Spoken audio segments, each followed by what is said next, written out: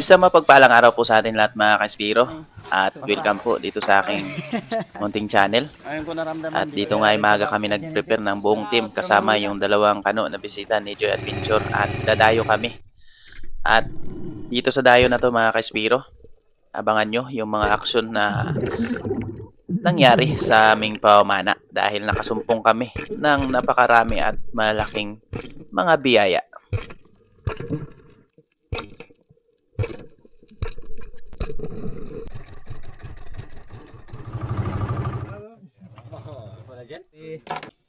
Let's go! Let's go! Shut up!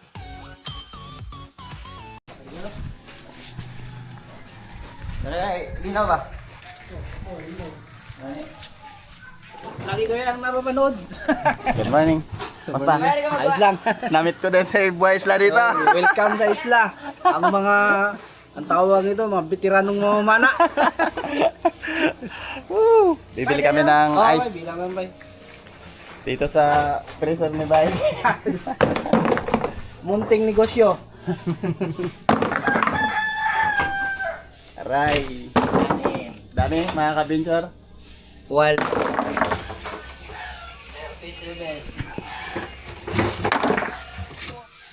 panghalo sa kinilaw. Sarap yan sa kinilaw. Yay. Kinilaw. Oh.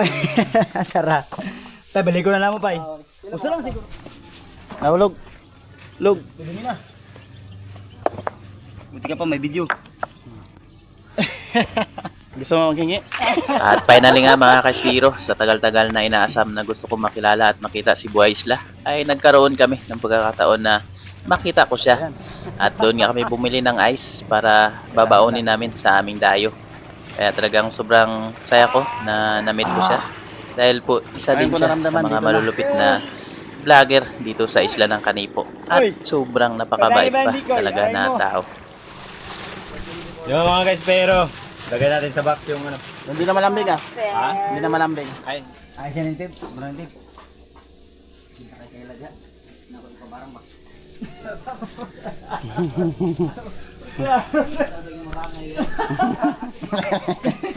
Makabok. Wala pang, hindi pa May nakapitin. nakalaot pero may huli na. Aray, dalawang piraso talaga. Sa 7 kilo. Ayan, good morning mga kaspiro. Oras ng dayo na naman ang gagawin namin. Kaya, yo mga guys, pero relax muna tayo habang medyo malayo-layo yung biyahe. Dahil yung mga kasama natin is superhero sila kasi mabilis yung sasakyan nilang bangkay. aray. Kaya mauna sila kung Bali, mauna kami ni Batang Espiro kasama si Papa Tonyo kasi dalawang bangka kami. Kaya, let's go. Let's go, bro, Javier! Vamos, cabrones! Yeah, cabron! Cabrones, cabrones. Tayo ng Martes.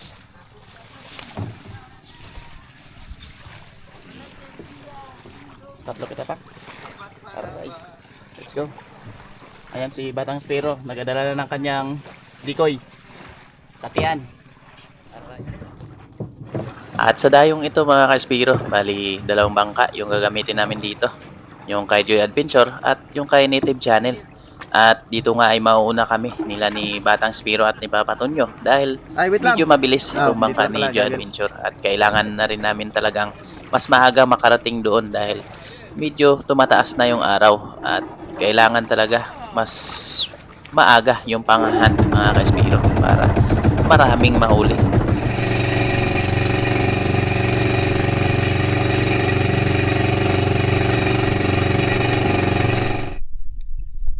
Pre, kasama si Papa Tonyo. Kaspiro naman na kami dito. Sila ni Joy Adventure sa Native Channel doon sa isang bangka. At yung gagamitin natin ngayon, yung buya ni Joy Adventure, saka yung pana niya. Tayo muna gagamit kasi yung kay Coach Ali yung gagamitin niya. Naninibago siya kasi dito sa breakaway, kaya gusto niya ng rel. Okay, sige. Alright, let's go.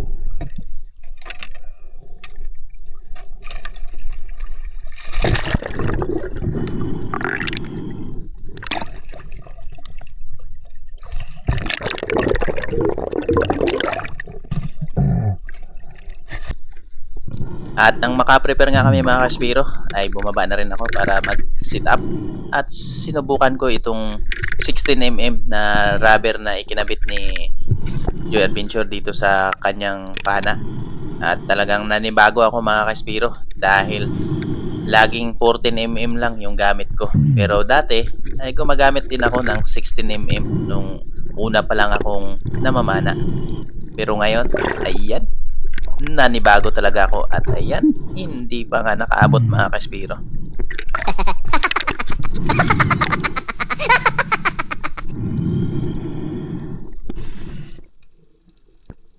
Medyo nakakapanibago lang mga kaspiro gumamit ng 16mm dahil medyo matigas talaga siya ikasa at napakalakas ng recoil. Kaya dito ay naninibago talaga ako. Pero kung sa power lang, ay talagang powerful ito mga kaspiro. Kahit medyo long distance, tatamaan at tatamaan talaga. Basta nakasintro.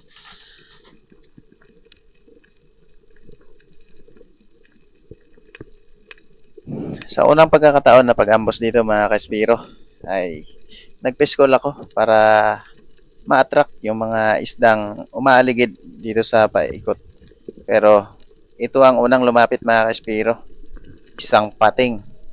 Hindi lang yan isa mga kaspiro. Meron pang paparating yan. Ganun sila ka bilis kapag may narinig silang makalampag or ingay sa ilalim.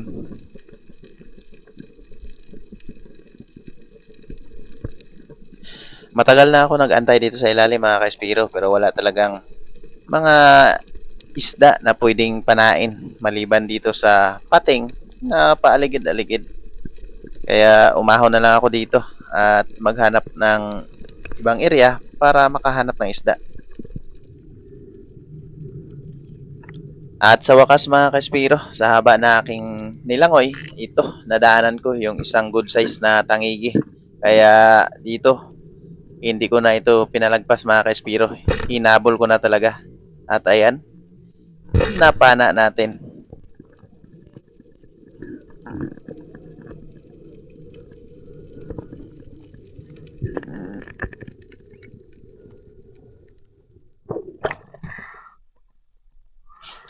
Pagkaahon ko nga dito mga kaspiro, tinawag ko kagad si Papa Tonyo para lumapit sa akin. Para pag-ahon ng isda ay diretso kagad sa bangka dahil maraming pating dito sa area na umaaligid. Baka bawasan pa, sayang naman.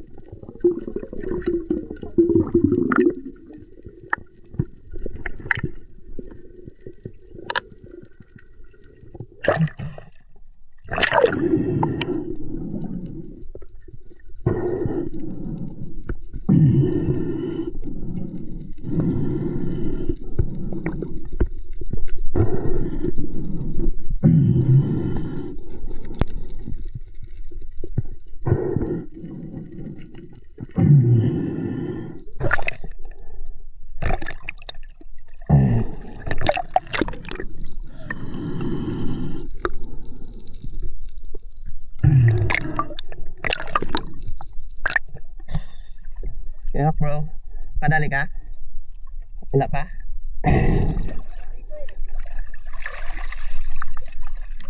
Ah.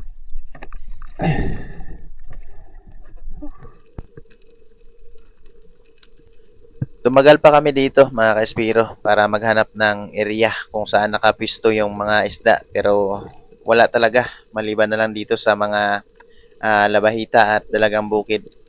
Pero hindi naman natin yan target dahil nga walang presyo yan dito sa isla. Kaya ang kailangan naming hanapin ay yung malalaki tulad ng tangigi, mamsa at mga talakitok. Kaya pagkatapos ko dito mga ka-Espiro sa dive na ito ay nag-decide na rin kami na lumipat ng ibang spot para makahanap ng malalaking isda.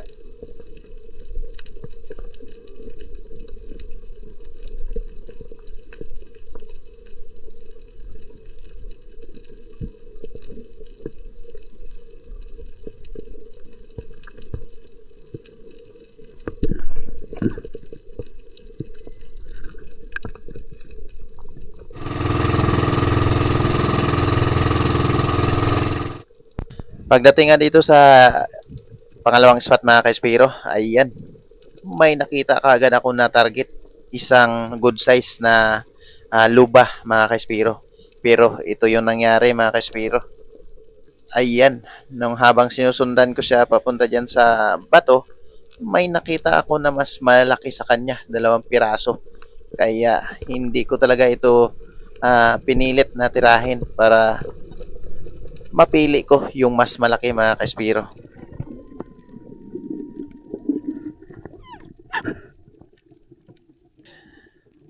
At pagkalipas ng ilang minuto na pagpapahinga sa taas mga ka-Espiro ay dumating na rin sila ni Native Channel at Joy Adventure, kaya agaran kong kinuha yung flashlight doon sa bangka dahil doon ko na iwan at hindi ko nadala sa bangka namin sinasakayan. Kaya ito, dala-dala ko na sa ilalim para silipin. Bali, nakita ko nga dito mga ka-Espiro yung pinakamalaking lubah, pero hindi ko talaga sinubukan na tirahin gawa ng hindi maganda yung kanyang posisyon. Kaya hinayaan ko na lang muna at naghahanap pa ako sa ibang butas kung meron ba na mas magandang angle para matira ng maayos. At nung paahon na sana ako dito mga ka-Espiro, ay nakita ko itong isang lubah ay yun no, nakatingin lang sa atin pero hindi natin ito natira mga ka-Espiro. Kaya umahon na rin ako dito gawa ng wala na akong hangin. At nakatingin pala sa atin si Joy Adventure, kaya binigay ko sa kanya yung flashlight para siya na ang humanap sa ilalim. At sinabi ko sa kanya na malaki yung pipiliin niya. At ito yung nangyari mga ka-Espiro, nung pagkatira ni Joy Adventure doon sa butas, ay lumabas din itong isang malaking lubah. Kaya ayan, agaran kong binaba ito at tinira mga ka-Espiro. At isang napakagandang patama yung nagawa natin dito. Kaya ayos. At ito pala mga ka-Espiro, yung pinakamalaking lubah sa kanila. At ito yung tatay ng lubah. Buhay. Oh, 3 piraso yan sa loob. At agad ko nga itong dinala sa bangka mga ka-Espiro, yung napana ko na lubah kasi sabi ko kay Joy Adventure baka pwede pa mabuhay ito. Dahil nga, ayan, napakaganda ng pagkatama natin. Pero inisip talaga namin na 50-50 na mabuhay ito dahil nga malapit sa utak yung pagkatama natin mga ka-Espiro. Kaya ayan, halos hindi rin ng laban nga yung isda dahil nga Bro, buhay kaya to? muntik na natin ma-stone shot. Kaya agaran kong dinala ito sa bangka para rescue kay Papa Tonyo kung pwede pa ba mabuhay. At nung ginawa niya nga at binuksan niya doon yung buhay-buhayan ng maliit na bangka, ay pinabayaan niya at pinalabas niya lang yung hangin sa tiyan mga ka-Espiro. Pero nung kalaunan ay namatay din ito. Kaya sayang talaga, hindi natin nabuhay. Sana kung nabuhay, malaking pira sana ito mga ka-Espiro dahil nasa 11.5 kilos itong malaki na to.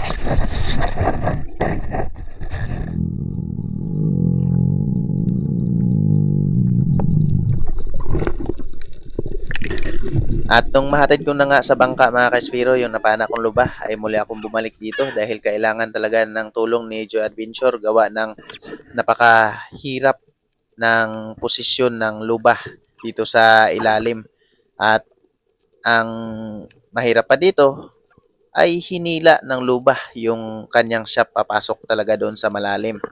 Kaya nung pagkasilip ko dito, napaisip talaga ako na parang 50-50 na makuha namin yung shop. Pero hindi kami sumuko dito. Nag-isip kami at gumawa ng paraan kung paano talaga namin ah, kuha yung isda pati yung shop. Kaya dito, inikot ko yung bato at sinilip ko dito. Pero wala pa rin ako nakitang sinyalis kung saan talaga siya makita. Kaya ang ginawa namin dito ay umahon muna at nagpahinga sa taas para luminaw din itong ilalim ng bato dahil napakalabo gawa ng nagwala yung isda sa ilalim at may kasama pang dugo niya. Kaya umahon muna ako dito at magplano kung ano yung gagawin.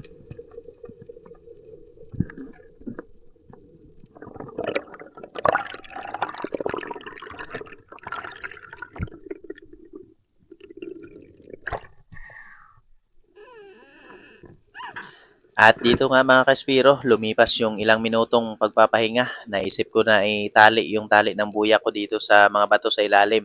Para sa ganon, pag akyat namin ay mayroon kaming mahawakan at makakapagpapahinga ng maayos.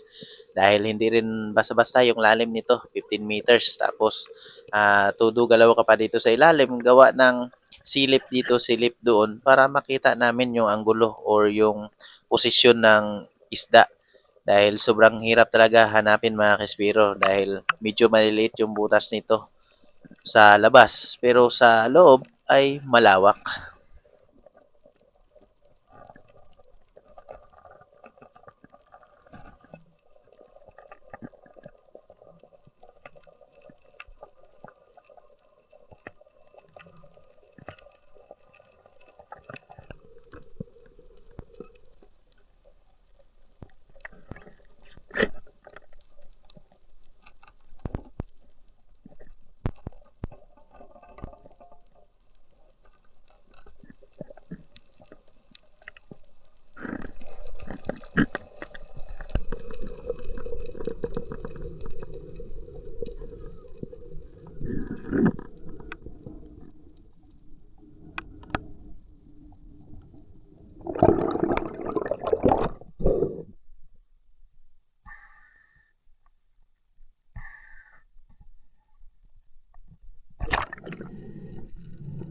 Grabe talaga yung ginawa namin dito mga kespiro.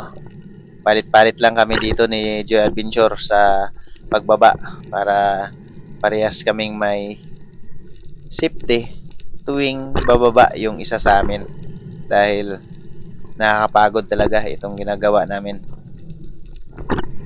At sa dive na ito ni Joy Adventure mga kaspiro ay nakita niya yung maliit na luba kaya agaran niyang nilagay yung pana ko doon sa butas banda para pagbaba ko ay titirahin ko na lang ito.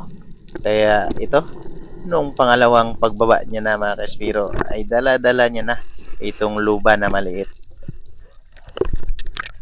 Inom muna ako ng tubig mga kaspiro dahil ilang beses na kami balik-balik ni Joy Adventure doon sa ilalim ng bato para silipin paano namin ma-recover yung malaking lupa.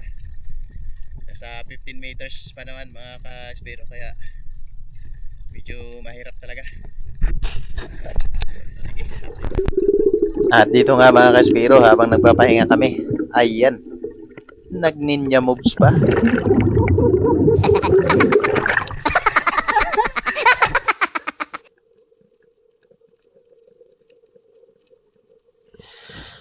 Dito naman mga kaspiro ay sabay kaming bumaba dito ni Joy Adventure para sabay namin hilain. At yung ginawa nga namin dito ay hinila niya doon sa labas para medyo mag-atras yung luba. At pagkatapos ay dito naman ang hila ko yung sa ulo banda ng luba para sa ganon ay makatutok na siya sa kanyang butas para hindi na mahirap mga ka-espiro yung paghugot sa kanya mamaya. At nung pagsilip ko nga dito mga ka-espiro, ayan, nakabungad na yung kanyang ulo. Wow.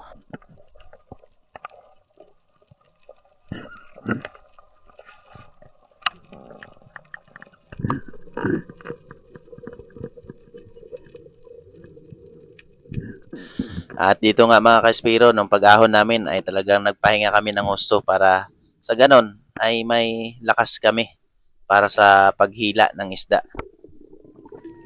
At ayan na nga mga kaspiro, nung pagbaba ni Joy Adventure ay nahugot niya na itong luba. At ayan oh, talagang tuwang-tuwa kami dito mga kaspiro. May sayawan pang nangyari dito sa ilalim ng tubig bago makaahon. Ayan oh. At ako dito ay napatawa pa. Sobrang saya talaga namin dito mga kaspiro. Aray mo. Ah. Grabe yung pahirap mo ha.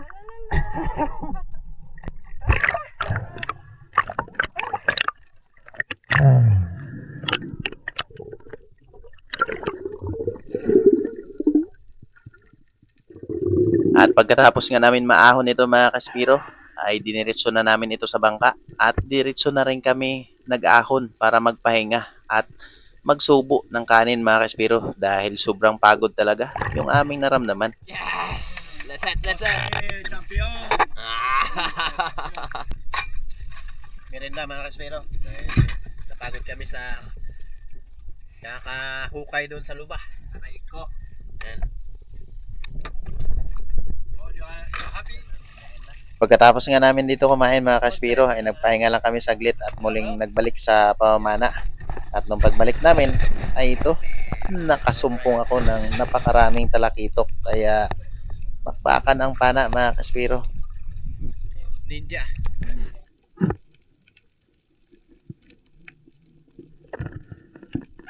Dito lang yan sa baba ng bangka mga kaspiro. Talagang kumpul-kumpul yung mga grupo ng mga good size na talakitok na ito. Putian or yellow spotted trevally mga kaspiro. Kaya hindi ko na pinalagpas yung pagkakataon na to dahil mga good size naman. Binawasan ko na ito dahil kailangan namin ito mga kaspiro pangdagdag sa aming mga huli. Gawa ng medyo mahal yung aming konsumo lalo na sa diesel.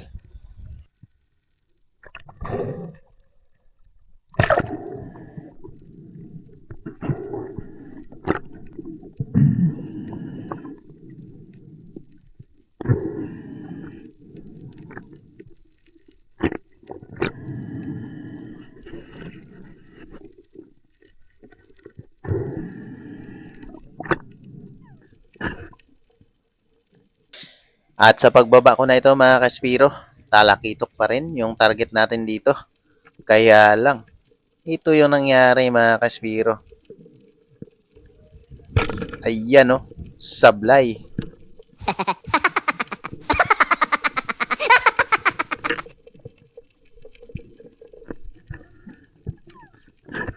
Dahil hindi tayo tumama kanina mga kaspiro at nandito lang din sila paikot-ikot. Pero this time, may mga kasama ng malalaki. Kaya ito, nag-target lock kaagad tayo dito sa malaki mga kaspiro. Kaya ayan, napakagandang patama natin. Tagos hanggang shooting line. Kaya secured na yung ating talakitok.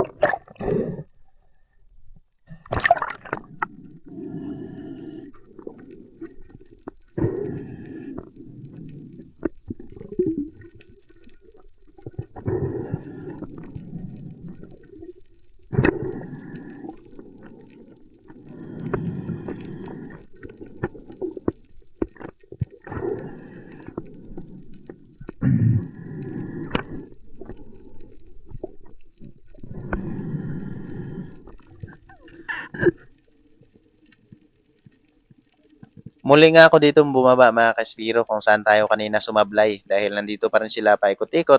Kaya ang ginawa ko dito, dumiretso na ako dito sa taas ng bato para magabang na babalik sila at makapana tayo ng maayos.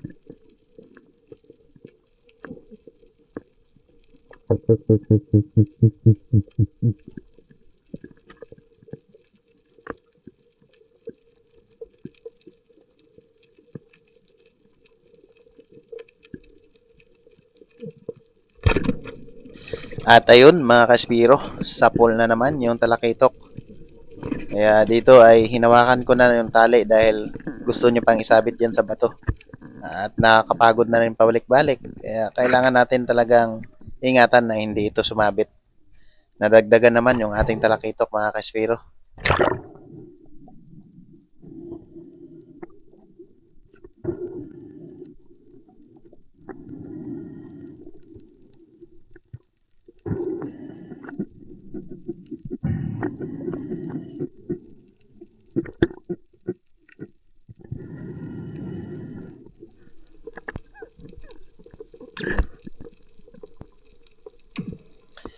At nag-ambos nga ako dito mga kaspiro dahil ayan, habang pahapon ng pahapon ay kumakapal yung grupo ng mga talakitok na ito.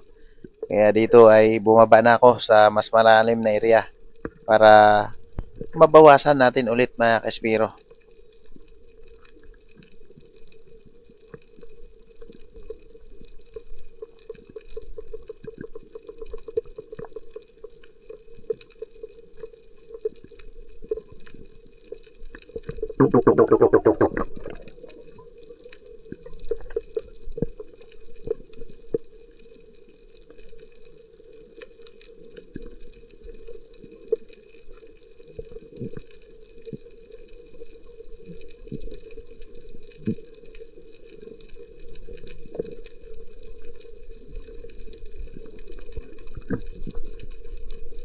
Medyo may kailapan na sila mga kaspiro dahil ilang piraso na yung nabawas natin. Pero hindi pa rin ako sumuko dito. Nagantay pa talaga ako ng tamang pagkakataon para makabawas tayo. Kaya yan, hindi tayo nabigo mga kaspiro sa pag-antay natin ng matagal dito sa ilalim. Nakabawas tayo muli.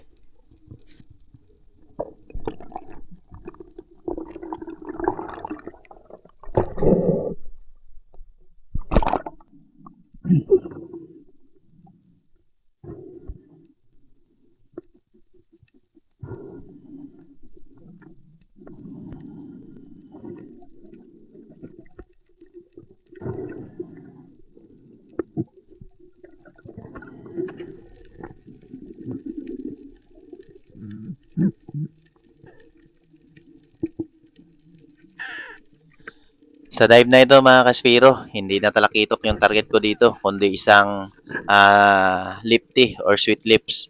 Pero ito yung nangyari mga kaspiro.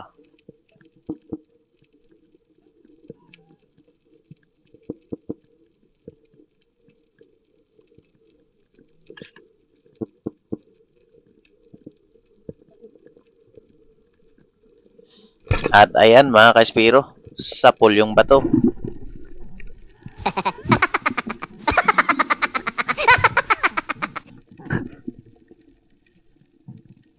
Hindi na talaga ako dito umalis sa area mga kaspiro. Paikot-ikot na lang ako dito sa mga malalaking bato. At nandito lang din yung mga talakitok na ito. Paikot-ikot lang. Kaya nagkaroon naman tayo ng isang pagkakataon na makabawas. Ayan, isang napakagandang patama pa natin. Nice one shot natin mga kaspiro.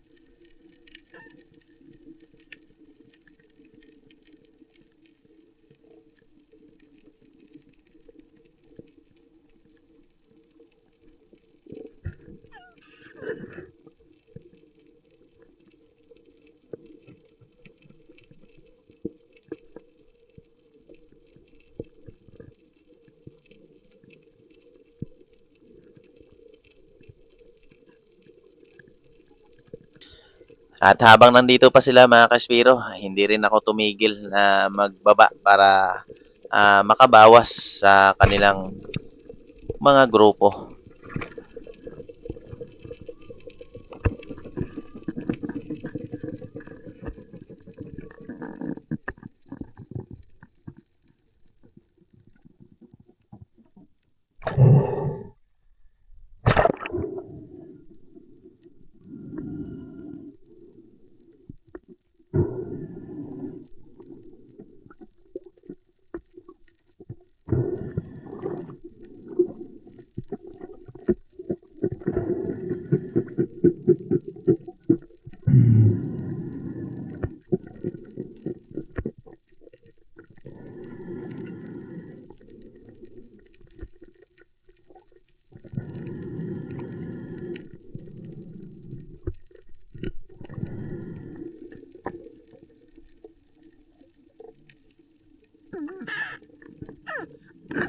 Habang palubog na yung araw mga Kaspiro ay talagang lalong umaamo itong grupo ng mga talakitok.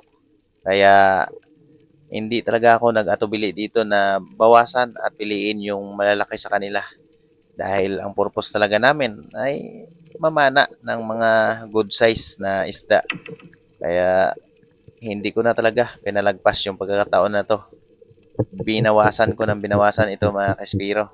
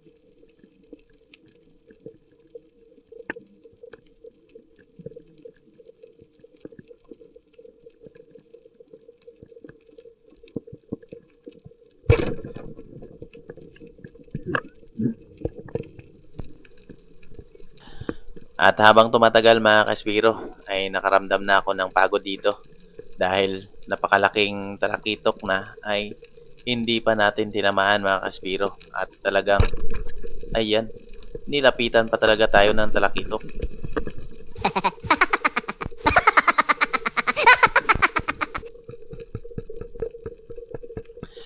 At dahil nga medyo napagod na ako doon sa 16mm mga Kaspiro, kaya yung ginamit ko dito ay yung pana ko muna dahil ito ay 14mm lang at 110 cm lang ito mga Kaspiro. Kaya medyo maiksi at medyo madali lang i-gamitin. Kaya dito ay nag-antay tayo ng tamang pagkakataon at lumapit itong mga grupo ng talakitok. Kaya ayan, nakatira tayo ng maganda mga Kaspiro.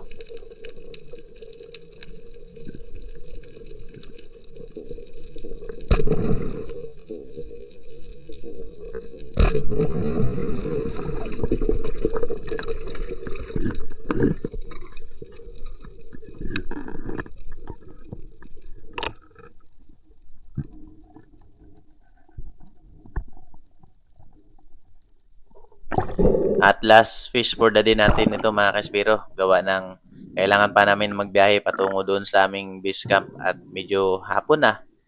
Kaya nagpahinga na rin kami para sa ganon, kinabukasan ay meron pa kaming lakas para sa panibagong pamamana na naman. Pahinga na. Sobrang pagod talaga.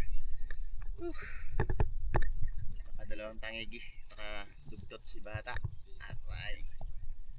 Nakita nakita ko sa lupa.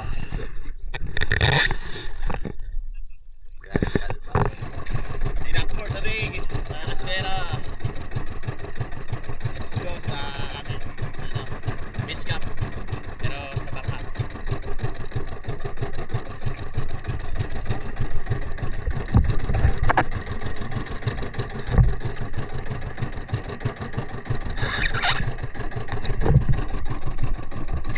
iPhone bro.